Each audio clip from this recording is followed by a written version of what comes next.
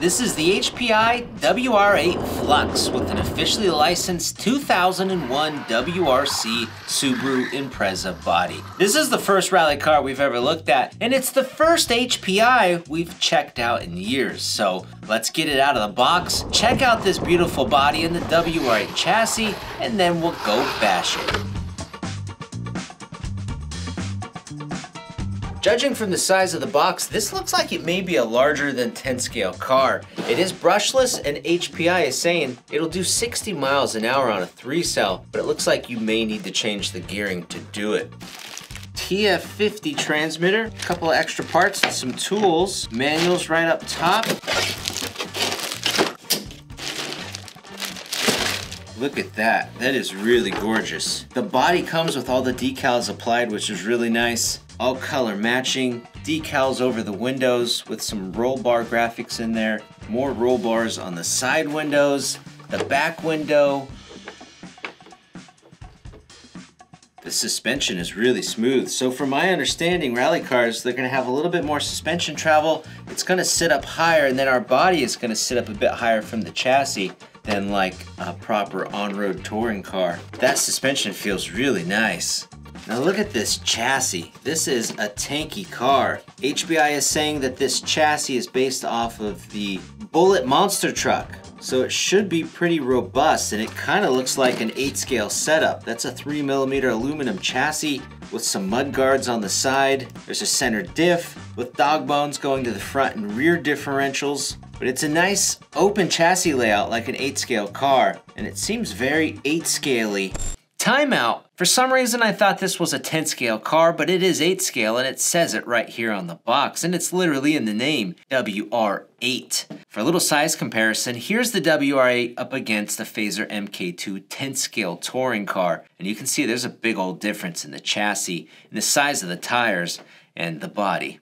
There are sway bars. That'll probably help us get around the track. Oil-filled shocks, and they feel really good. As we pointed out earlier, they are not threaded shocks. They're all plastic, and they use little collar clips on the shock bodies to adjust your ride height. Big old front foam bumper. The front drive shafts are dog bones. The rear drive shafts are dog bones. Battery box is pretty big, and it's adjustable with the screws down below with 2 Velcro straps. There's a servo saver on the servo horn. That is a waterproof servo. It's a 4,000 kV brushless motor, and that's connected to the EMH3S ESC. It's full ball bearings. There's Hex hardware. The receiver box is enclosed. The front and rear shock towers are made out of aluminum too. Looks like they're about 3mm thick. And it is a tanky car. It's got some weight behind it too. It looks like the suspension hangers are all aluminum anodized orange, except for the very back. The rear hanger is plastic. Oh, and the hinge pins, they have E-clips on the back side of the hinge pins with a flange on the front, so they only come out one way. So this is an interesting tread design. I'm sure it's inspired by real rally cars. Feels like a pretty soft rubber tire glued to the gold wheels, and then those gold wheels have little vent holes on them with a 12mm hex for fitment.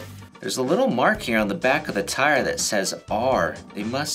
They're directional tires, so these are the right side tires. Yeah, and the left side tires have a little mark that says L. Interesting, so you don't want to rotate them left to right, but you can put front to rear and vice versa. Gonna do a speed run. It's on 3S. We didn't change the gearing, but I'm gonna predict maybe 50 miles an hour. John, what's your prediction? 30. 30? It's gonna go faster than 30.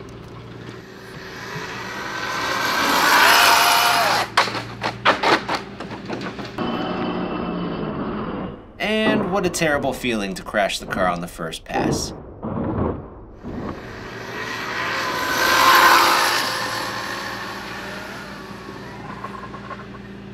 kind of scared of it.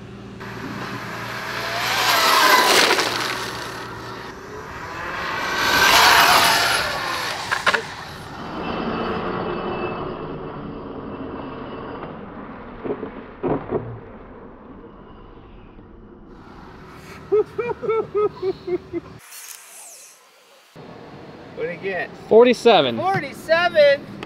The thing's powerful, huh? It's a handful on the pavement, just trying to go straight line fast. That was scary, a little sketchy. It's not for that. That's not what it's made for.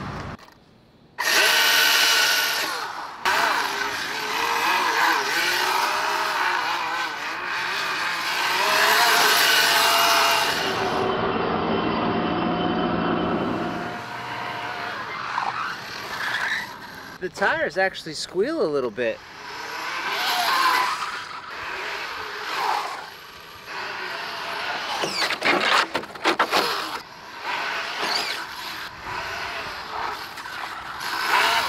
Wow, look how dusty it got. Tires are in good shape.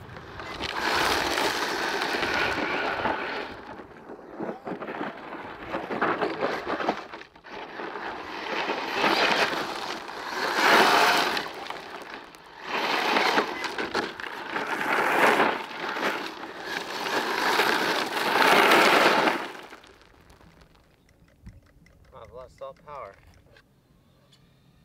The on-off switch got hit.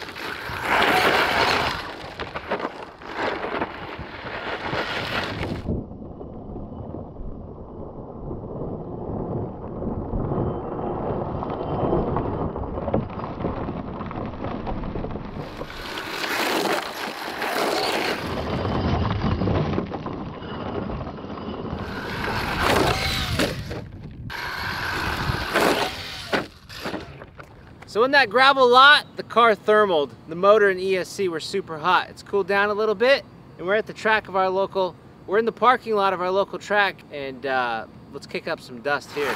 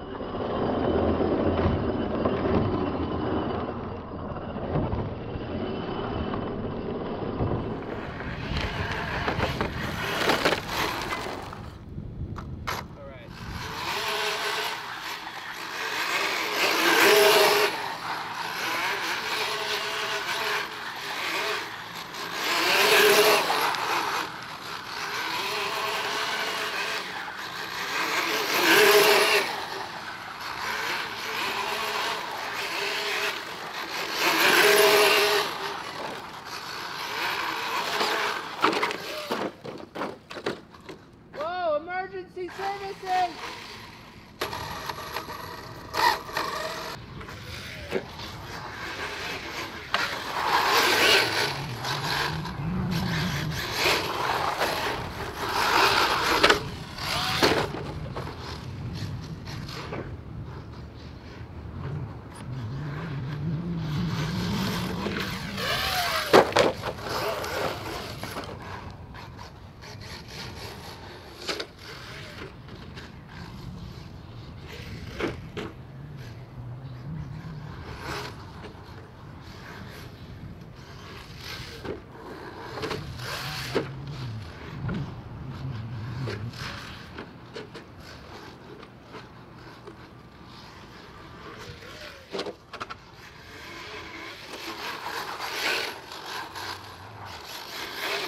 Pretty versatile car. As long as the terrain isn't too bumpy or choppy, the car just eats it up. It tackles this track and all these jumps pretty dang good too. The car tends to oversteer quite a bit, great for power sliding around, but not so great for straight line high-speed passes. There's no lack of power either, and in the parking lot, it kind of reminds me of an ARRMA infraction. The 3S electronics really seem to be pushed to their limits in this 8-scale chassis, which is probably why the car thermaled a few times and shut itself off to cool down. A more robust electronic setup would be a worthy upgrade, but that's the worst thing I could say about it. The car is super durable, and it took some hard hits on the track and countless rolls and tumbles in the pavement and gravel. In all, nothing broke, and the body still looks gorgeous, albeit just a little bit dirty and dusty.